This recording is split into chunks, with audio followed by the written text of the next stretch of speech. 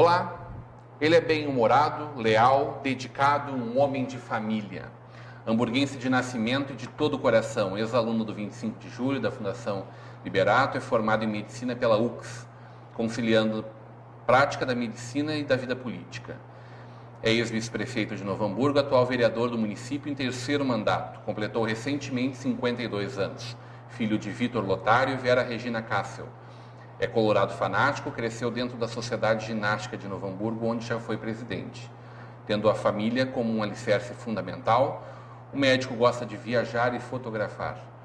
Pai da Letícia e do Fernando, busca um assento na Assembleia Legislativa do Rio Grande do Sul. Hoje teremos uma conversa de peso com Raul Kassel. Tudo bom, Raul?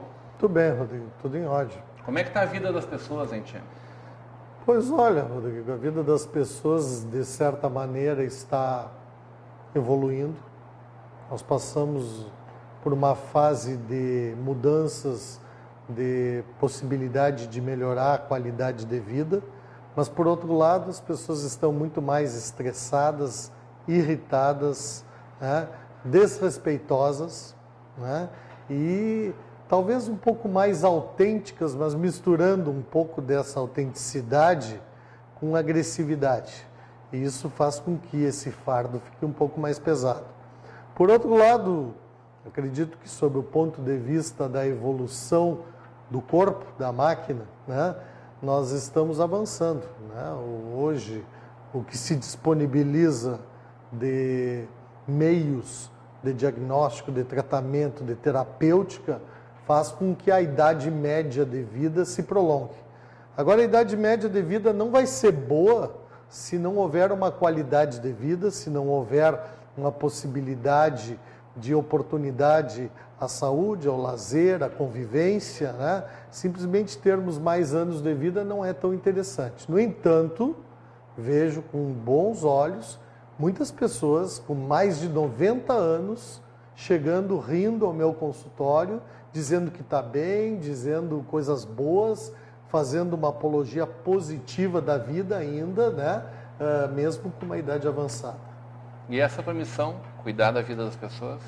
Na saúde e na política? Acredito que sim. Acredito que a missão é, de fato, trabalhar pelo bem-estar das pessoas, trabalhar sob o ponto de vista de oferecer prevenção, de orientar as pessoas para como buscar, vamos dizer, ter uma vida mais saudável dentro de um contexto que permita também a felicidade. O conceito de saúde já passou por não estar doente. Hoje ele vai por um lado onde tu, além de não estar doente, tu tem que ter uma qualidade de vida que te oportunize bem-estar físico, emocional e espiritual, que te, vamos dizer, capacite para viver coisas boas e que tenha realmente expectativa de vida, né? Então, sem dúvida que, sobre esse ponto de vista, nós estamos avançando, acredito eu. Tu és médico há mais de 25 anos na rede pública de Novo Hamburgo também. 27 né? para 28 anos na rede pública, né?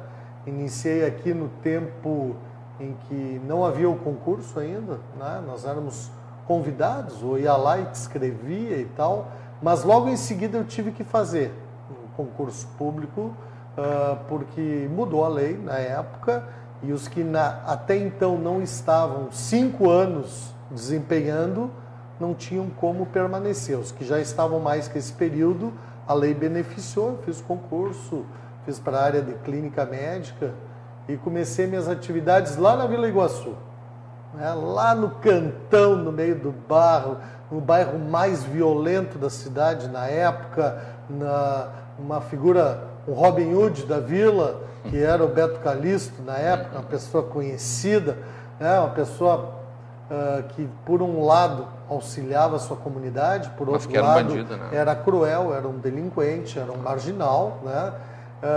E eu convivi com aquilo, num bairro onde tu ainda tinha tiroteio, deixava o carro a 3 quadras do posto, porque tinha que andar no barro, especialmente em dias de chuva e tal. Foi um início interessante, porque dentro dessa minha ótica de atendimento de saúde pública, eu sempre fiz questão de atender as pessoas que mais necessitavam. até te digo com certa, assim, com muita sinceridade, mas com certa, vamos dizer, contrariedade, que me irritava quando chegava de vez em quando uma madame ou outra para vir pedir remédio para emagrecer ou para pedir coisinha, né, estética e tal, dentro de um posto de saúde, mesmo sendo cidadão, mesmo merecendo respeito, mas não era, eu entendia que naquele local não podia ser assim, né? Aquele local era para trabalhar aquela comunidade carente. E os vínculos que foram se formando ao longo dos tempos, e aí não é só lá, mas também no meu consultório, pelo hospital, eu acho que é o segredo de boa parte do êxito da profissão e do relacionamento. No momento que tu começa a enxergar a pessoa como um todo, uma visão mais holística, o entendimento do porquê de certas dores, o entendimento do porquê de certas atitudes, quando tu começa, vamos dizer, além de tratar o exame, além de tratar o sintoma, tu começa a tratar a pessoa como um todo. Isso realmente faz a diferença no atendimento de saúde, né? Que hoje, de certa maneira, está um pouco piorado nesse aspecto. Mas então, como é que caminhou o SUS, né? Que tu viste no nascimento do SUS, tu viu ele caminhar até hoje, e como é que está a saúde pública no Brasil? Bom, a saúde pública do Brasil, ela, vamos dizer, avança, mas ela ainda não está do tamanho que deveria para todos. Então, ela tem serviços de ponta, ela desponta em algumas áreas, mas ela ainda carece de especializações, ela ainda carece de recursos de ponta, ainda carece de diagnósticos, né, e exames mais elaborados para todos. Existe, mas não é para todos. Por quê? Porque a fila é grande, porque leva meio ano para conseguir e tal, e no meu entendimento isso é uma falta de orçamento. Quando se fala muito, especialmente na vida pública, em saúde, nós temos que imaginar que teríamos que ter um orçamento federal na ordem de 10% para a saúde, que hoje não passa de 4%. Né?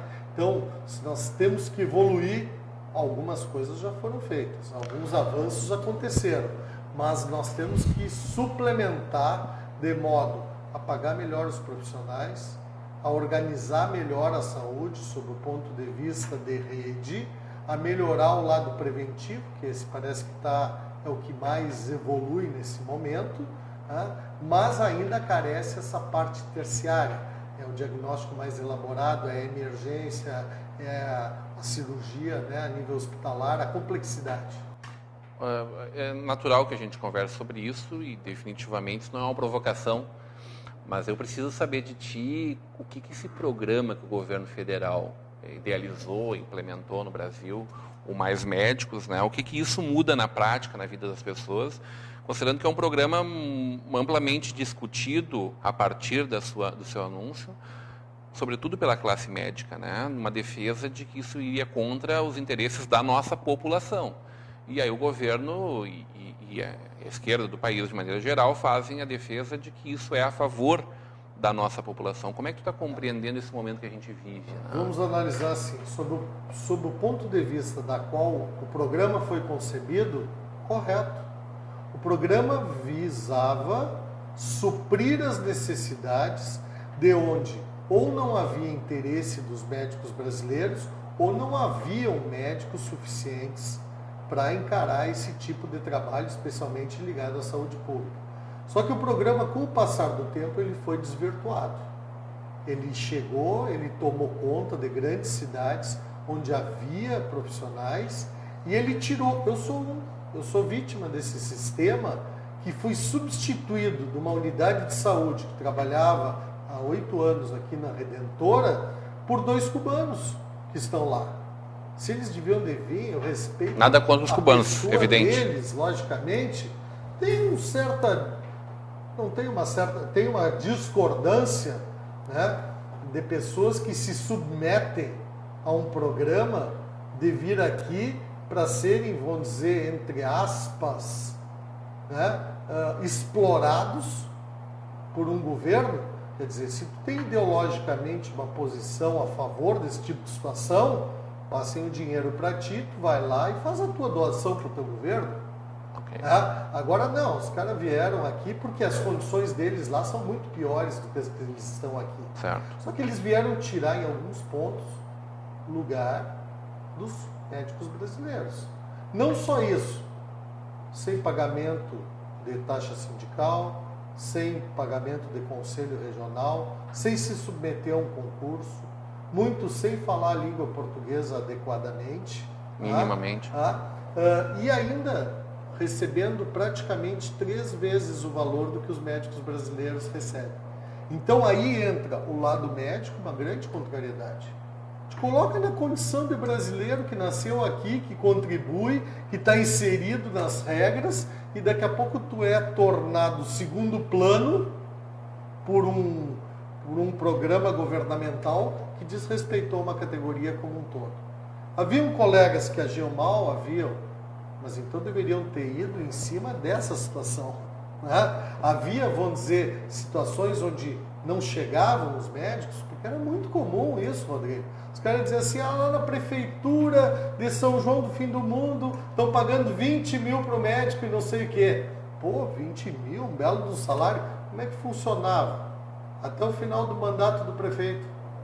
Quando acabava o mandato do prefeito, o cara não sabia se ia continuar, podia mudar o governo, não tinha estabilidade. Ele não ia para São José do Fim do Mundo levar a família, se estabelecer, criar vínculos, sem uma mínima estabilidade de continuidade do seu trabalho. Então, isso também estava acontecendo. Bom, nós ainda temos problemas. Eu acho que avançou sob o ponto de vista assim, do acolhimento, sob o ponto de vista do tipo de trabalho da qual os cubanos se especializaram, que é um trabalho mais preventivo, um trabalho nesse aspecto, sim. Sob o ponto de vista da resutibilidade, não vejo que isso mudou muito, porque não são especialistas, Muitos deles têm grandes dificuldades para manejar os pacientes, e não houve o que eu acho que seria o correto, a integração desses médicos com os brasileiros em determinados pontos de trabalho. Não, simplesmente onde eles estão tomaram conta. Então, esse tipo de situação te bota na condição de brasileiro. Algumas pessoas estão gostando do atendimento. Ótimo, que bom, eu não vejo. Total, é dinheiro público que está sendo investido. Eles não estão aqui por amor à pátria brasileira. Eles estão recebendo, o governo deles está recebendo, estão recebendo muito mais do que pagam para os brasileiros. Isso sim, isso está errado. E aí, visivelmente, aparece o Raul político, Mas sobre esse Raul político, eu quero conversar logo depois do nosso intervalo com o Dr. Raul Cássio numa conversa de peso.